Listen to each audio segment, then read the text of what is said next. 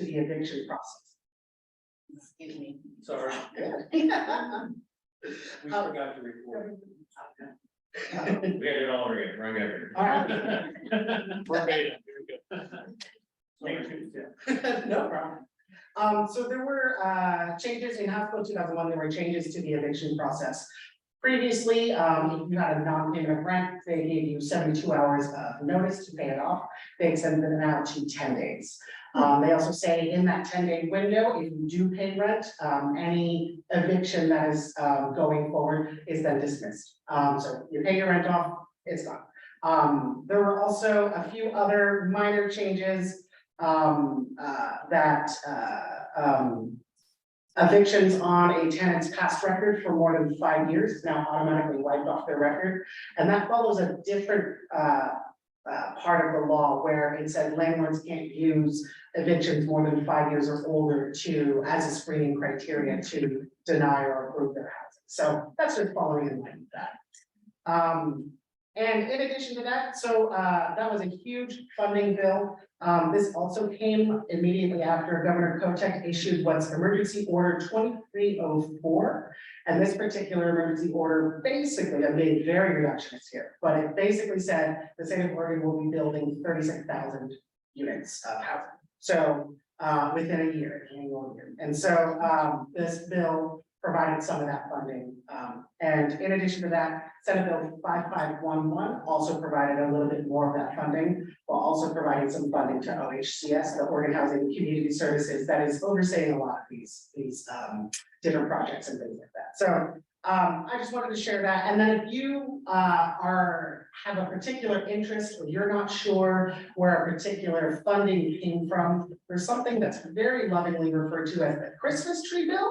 And what this bill is, it's like ornaments on the Christmas tree. It is just little pockets of money that go out. This particular bill was Senate Bill 5506. And so little things such as veteran services, such as I think I saw $1.1 million to firefighters in rural areas, things along those lines. It's just small things that didn't quite get a full consideration in the full bill, but super need to be funded.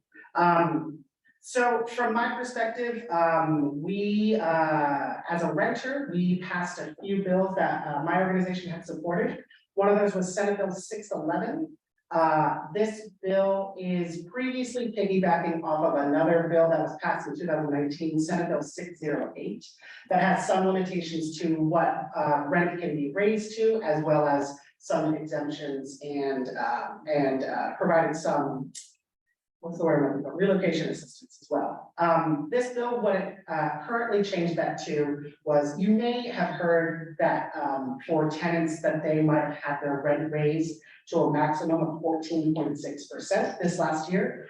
That's completely wild. That's a lot of money. And that's because when they created Senate Bill 608, it was considered, the law of that was, it is 7% plus consumer price index, which is inflation, and they never expected inflation to be more than 2 or 3%. And it got pretty big, pretty fast. And so what Senate Bill 611 did was it amended the law that says landlords cannot raise rent. Well, landlords can raise rent 7% plus consumer price index with a maximum of 10%. So it put just a limit there. Still, new construction more than or under 15 years is exempt from this. The relocation assistance is 1 month. So all of those provisions from Senate Bill 608 stayed, but just it changed that maximum ceiling charge. There was another bill that I personally worked on, which was House Bill 2680. And essentially it provided a lot of transparency in the screening process. So it changed now so that if a landlord is going to begin screening a tenant, if John here has applied for my rental unit and I want to screen him, I'm going to notify him that, hey, I'm running a background check. And that way it provides to the tenant some information. It doesn't ding their credit as hard. They can do some preparations and be able to just know. That's also extremely helpful during the application process, as if a landlord is reviewing and screening you, you know you might get that unit, you're next in line. So that provided a lot of support and help as well. Yeah, I think I'll cut it there. I can keep talking about all the bills. There were so many. So if you want to see our tracking sheet, it is like hundreds and hundreds long. So let's not do that. That seems like a bad idea. But yeah, I wanted to leave a little bit of time for questions. Looks like you got one. Well, one of the reasons why we thought it would be good to have you to this meeting is that our membership is like 90% homeowners, and so renters are underrepresented in our organization. And I want to know if you had thoughts about how do we reach out and be more of service to the renters in our community. Yeah, that's an excellent question, and I will be honest that that's a question that we're hearing from other neighborhood associations as well. Specifically Jefferson West Side, the Downtown Neighborhood Association, my own, and Bethel are all having these same conversations of how do we engage with renters. I think it's a big conversation of being able to go and recognize that there are neighbors. I think that there's often a misrepresentation that all renters are just students. That's often not true. We have seniors and elders, veterans, members of the LGBTQIA+ community. Often people from vulnerable communities are renting due to so many different factors. But I think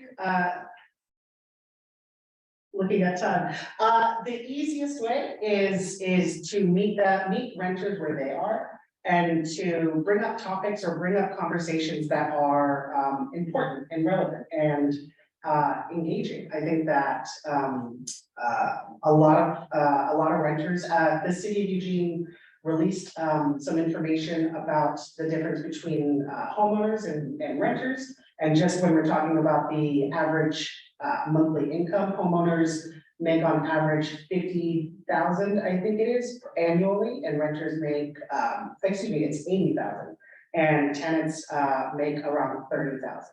Renters are more often working 2 jobs or 3 jobs. A lot of tenants have childcare that is important to them. So being cognizant of that, meeting on a weekday night is actually more helpful than a neighborhood association that meets at noon on a Wednesday, because that's not as helpful for the folks though. So when you say meet them where they're at, are you suggesting we go door to door knocking? I think it doesn't hurt, but also, as we talked about earlier, the inviting folks to the neighborhood association with mailings.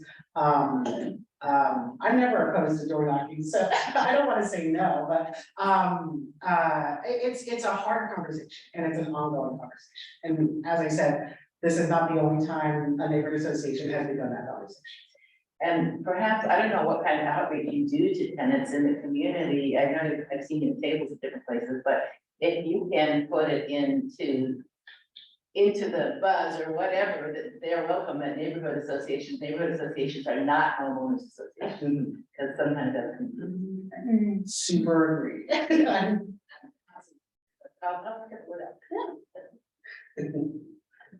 Any other questions? I just have a comment. There seemed to be for a while that it was very important for builders to, they were encouraged by perhaps a group such as this to have more mixed housing in the river area. Isn't that true? And so in my neighborhood, there had been a beautiful home. I think at one time the mayor of Eugene lived there. That's what I recall. And it was a house on the corner across from the new high school. There had been a foreclosure. This was long after the mayor had lived there.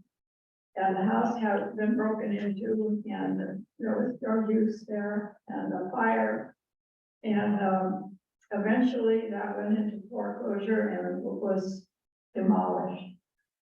And those of us who lived on the street on Sterling Drive wondered what's going to go in there. Is it going to be another nice family home facing Sterling, or are they going to have a space Silver Lane? what's gonna happen? Well, they did change the, how it was gonna go on the lot, but in the end, the owner of the property sold it to a builder to build a duplex. My comment is that renters and homeowners don't necessarily meet. They just kind of keep separate. And it causes some problems. This one is a high end, the rent is high there. And the rent includes a yard service, which does a fair job of maintaining it, but the tenants aren't quite part of the neighborhood. And they have not been careful coming out of their driveway. There's just some problems, not huge. But it was a big disappointment to us because we wanted a home that was incorporated into the neighborhood. Well, I think every experience is different. And the fact is, there are more renters in Eugene than there are homeowners. Oh, I don't doubt that with all the high rising buildings and. Well, an awful lot of single family homes are rentals as well, and you probably don't know who they are. Exactly. I think, now I've lived in my house for more than 30 years. And I have a tight little immediate community with my neighbors, but that can take years to develop. And renters, they're coming in at a disadvantage. They don't know how long they're going to live there. They know everybody else has lived there a long time. And I think it's a matter of meeting them where they are, over the fence, on the sidewalk. I love mixed housing. That's one of the reasons I like the road area. Is it's such a mix of who, what people do for a living and income levels and types of houses. I have a tiny better, and there are houses near me that are still better and definitely different. And I like that. So I think time makes a difference. Tim, is there any change or policy movement that you see taking place to help kind of close some of the no cause eviction loopholes that are going on? I have 2 adult children who both got no cause evictions. One was their family member was gonna move in the other side of the duplex, and the caretaker was gonna be in the other side, and they moved both of them. And another one was that there was gonna be repairs done to this unit, and it's been 2 years and nothing's been done. And so those 2 families that were made homeless, who really struggled to find housing. And there's no enforcement, so there's no teeth to it. They don't have money to go hire an attorney to go after the landlord for these evictions. There's already somebody living there and they're already in another house. So to me, it feels like there's this, this backdoor thing that landlords are using to get people out of there and that they shouldn't be using. So I don't know if there's any policy movement or, I know they're already talking about next session. Yeah, I used to work with legislature, so yes, yeah. Yeah, I'm recognizing time as well, and so I'll answer very quickly. So just to explain very quickly, there are 2 types of ways to evict a tenant. There's for cause eviction, so they're breaking the windows, they didn't pay rent, something along those lines, that they can go to court and settle it that way. A no cause eviction is the landlord providing a letter that just says it's time for you to get out. And there are a lot of exemptions and stipulations there, but the landlord does not have to provide a reason. You can see kind of the bones of where that can be discriminatory, problematic. Tenants of color take twice as long to find housing, tenants of color take twice as long to get into housing. And so there are conversations that are happening to address no cause evictions. I think at the state, you most likely will not see anything that's short session. whether or not we see something in the long session is up for debate. I do want to mention though that the city of Eugene is having this conversation though about no cause evictions. Not necessarily removing them or preventing them from happening, but stating that if a landlord does want to engage with a no cause eviction, that they provide 3 times, the 3 times the rent in order to engage with that. And so, that way it provides an opportunity for the tenant to move into new housing, which usually takes about 3 times the rent. So, hard question, but, on a local level. Thank you. A minute and 5 seconds, then you get a minute and 5. Is there any discussion about, some regulations on Airbnb and free inventory, so we have more stock? It would hopefully provide for lower rents, more access. Right. So, the conversation about Airbnb is a little bit behind the rest of the conversation about landlord tenant law. So I think where a lot of our elected officials are, and this is a great question during the elected official meetup conversation. I think where a lot of the elected officials are is in a data gathering mode.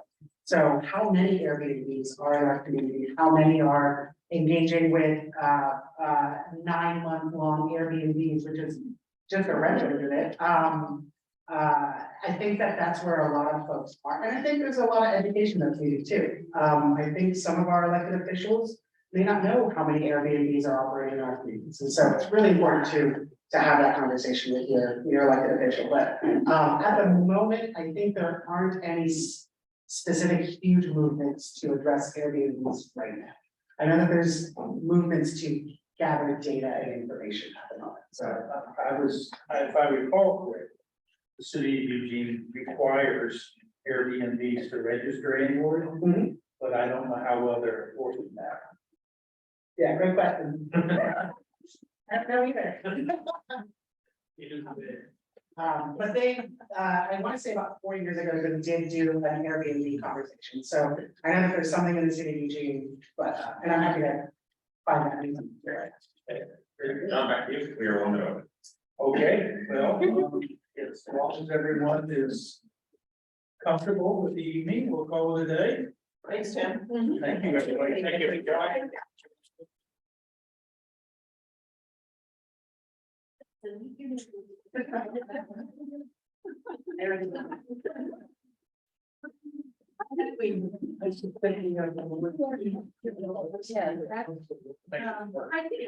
I do this. Yeah.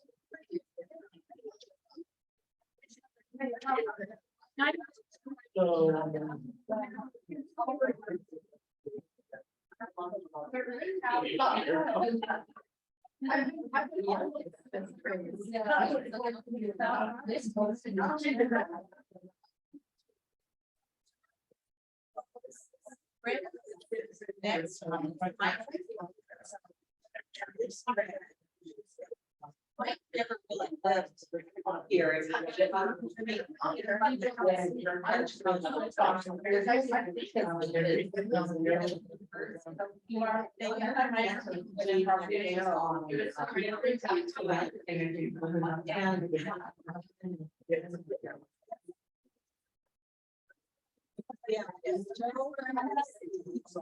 Yeah. There's.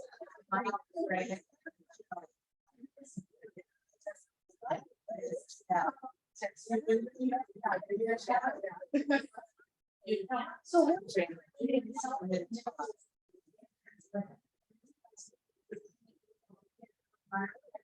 When you start talking. I didn't. All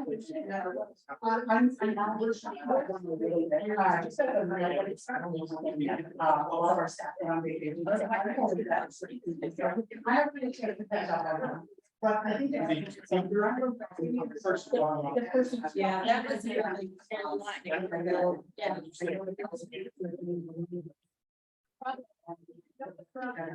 No. Yeah. Said that earlier. Yeah.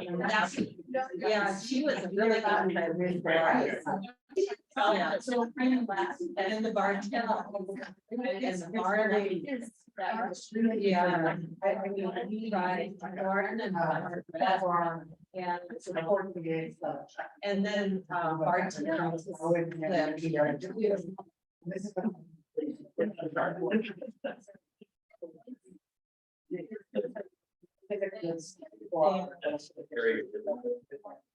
This might happen. What's right now? Yeah, but beyond that, I really don't know. I do know Candace person, who's been married. Just 3 years. It just felt like,